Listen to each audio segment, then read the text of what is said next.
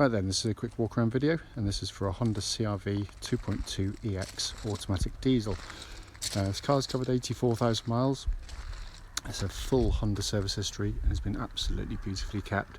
Lights and lenses you can see clearly. No condensation, no cracks, nothing at all.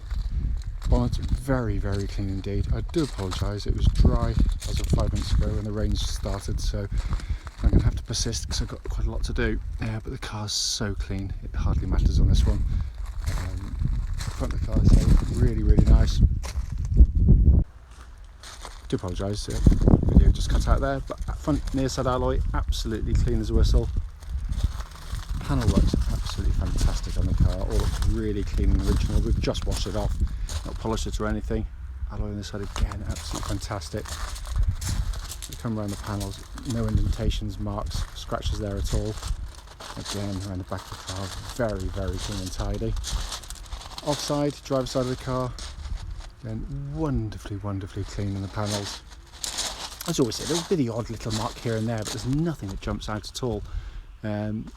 Offside rear alloy, again, really, really clean.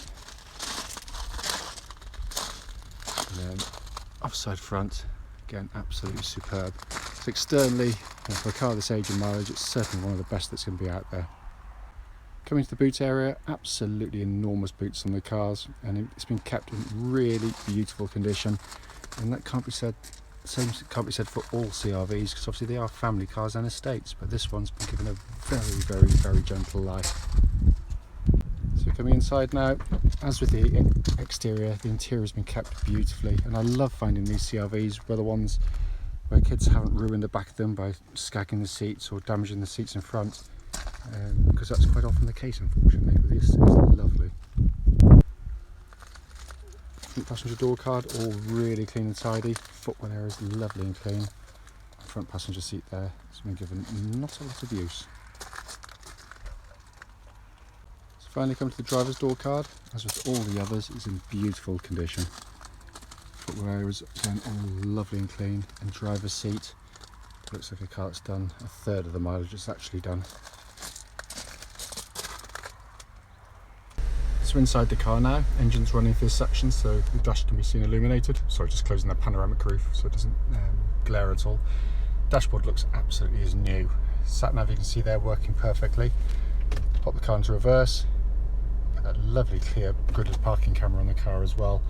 But it's been kept just beautifully. It really, really has. Sorry, slightly shaky hands this morning. Come across here and into the dashboard binnacle. Hopefully you can see there.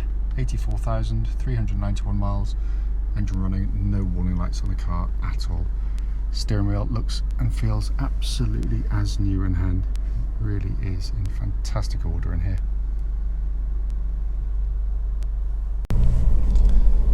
Right then, this is a quick road test video, and this is for a Honda CR-V 2.2 EX diesel. This particular car is registered LC13ACF. And mileage is 84,391 miles. The reason we do the videos is so that people looking online in an advert get to see the car in operation. Gives us an opportunity to give you any feedback on the car, but more importantly to let you know of any issues that will show up whilst test driving the car. We know just how frustrating it can be to go and see cars, only to get there to find out it's got a fundamental problem, which you clearly should have been told about. The road test is also done on the same, or part of the same road test route as any potential buyer would go on, so hopefully it would be representative of what you'd feel yourself. This particular car, as you'll no doubt know from the advert, has been exceptionally well looked after, and it really has. It's a wonderful car. One private owner from new who's had the car serviced each and every time by the same Honda dealership throughout its life. So really, really perfect ownership in that sense. And essentially it feels like it because the car just drives as so tight. It just feels like a car that's done a fraction of the mileage it's actually done. Coming to the engine first, engine starts absolutely immediately, settles to very smooth, even idle. No warning lights on the dashboard at all relating to the engine or any other part of the car. And I'll do the temperature gauge later in the video because the car's been started from cold, so I'll wait for it to get up to temperature. The engines themselves are just brilliant units. They're typically Honda, tough, reliable, solid in daily use, but they're just such a lovely, pleasant engine to use. They've got a really nice broad band of power, very linear in its power delivery as well, which means it's very well suited to an automatic gearbox, and that isn't always the case with diesel cars, but it just happens to work brilliantly together. Very smooth, reliable, as I said, and obviously cam chain driven, so there's no cam belts to worry about in them either. Engine then feeds through into the automatic gearbox. Really lovely gearbox. It's exactly the same as the CR-V coming the other way, actually, because that's my wife's car, and we've got a diesel automatic exactly the same as this, apart from the colour. The gearbox actually originated many years ago in the Honda Legend, the flagship car. The reason they use this gearbox is it is deemed necessary to meet the torque demands of the diesel engine, so they put it in. It's kind of engineering overkill in lots of ways, but it makes absolute sense, and it works beautifully because it's a very slick shifting gearbox, very tough and reliable. Always have been. I've seen them with well over 200,000 miles and never been touched. Having said that, you should still do the same checks with them as you do with any car. Just make sure that the gear changes are nice and smooth, and when you select drive from stationary or reverse, or both preferably, it should delay nice and smoothly without any sort of great delays or thunks, and this one's perfect in every respect.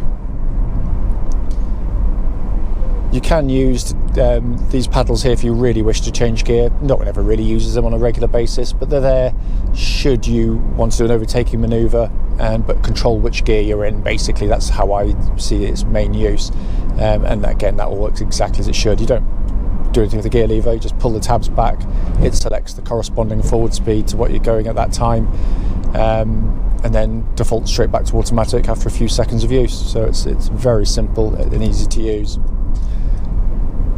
Steering of the car, which has always been a real strong point of these CR-Vs, it's really nicely weighted. It makes the car feel nice and solid on the road.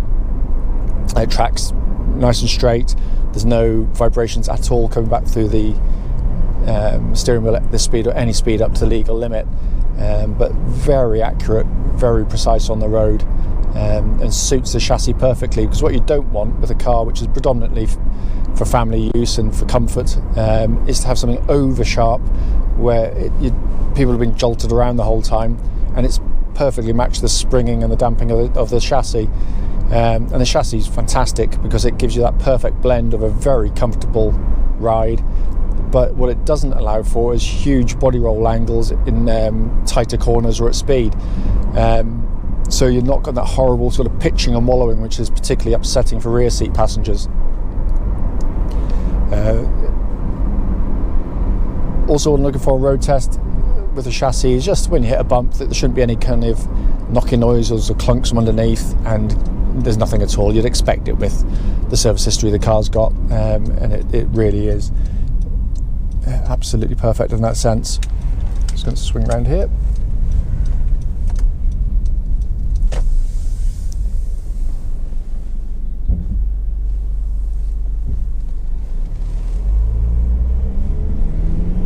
Going to give the brakes a bit of a stab in a second, but make sure there's no one directly behind me, and I'm on a straight bit of road. So there we are, all clear. Just give it a nice shove.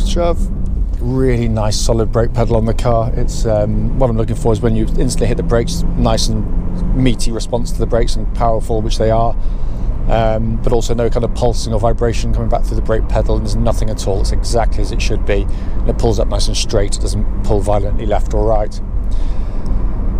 Looking around inside the car, it is in absolutely fantastic condition in here. It's been, as I said, its owners just loved this car. You can just tell that by the way it's been looked after. It feels like a new car inside. It's got that just freshness to everything, which is also testament to the build quality of these things, because they are beautifully made cars. Not a hint of a squeak or a rattle or buzz trim from any buzz, buzzers from any trim even.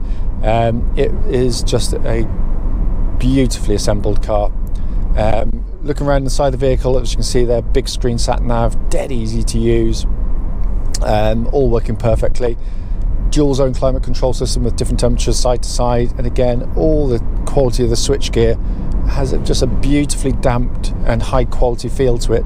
And even all the plastic and the painted stuff, unlike some manufacturers which are meant to be, you know, built well, they can often peel off even at this mileage, but this is absolutely perfect. Air conditioning, by the way, checked in a nice warm workshop, blows out lovely cold air. Heated seats, again, work absolutely as they should, as does everything. I should just shortcut that a minute. Basically, every button you press in the car works exactly as the manufacturer intended as well. Coming to the dashboard again, temperature gauge now, we're up to full operating temperature, running as a third, which is exactly where it should be on a Honda car. So all absolutely fine there. Steering wheel is obviously multifunction. All the buttons, everything pressed works exactly as intended. Just press the cruise control, all working perfectly there. Just looks and feels as new in hand. It's lovely and small and in diameter as well.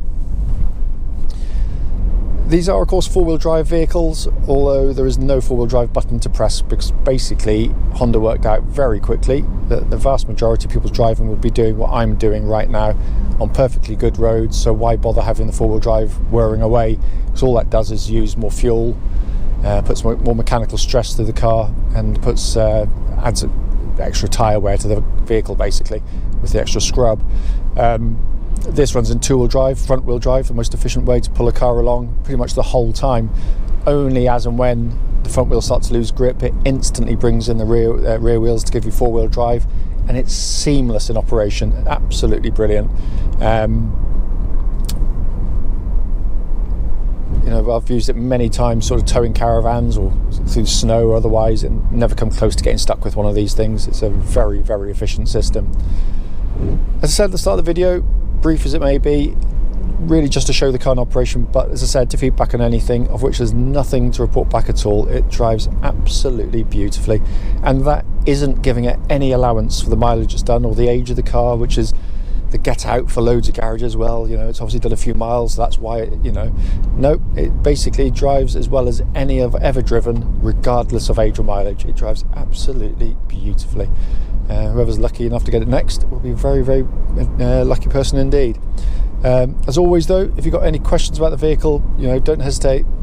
Give us a call, and we'll happily answer those questions for you.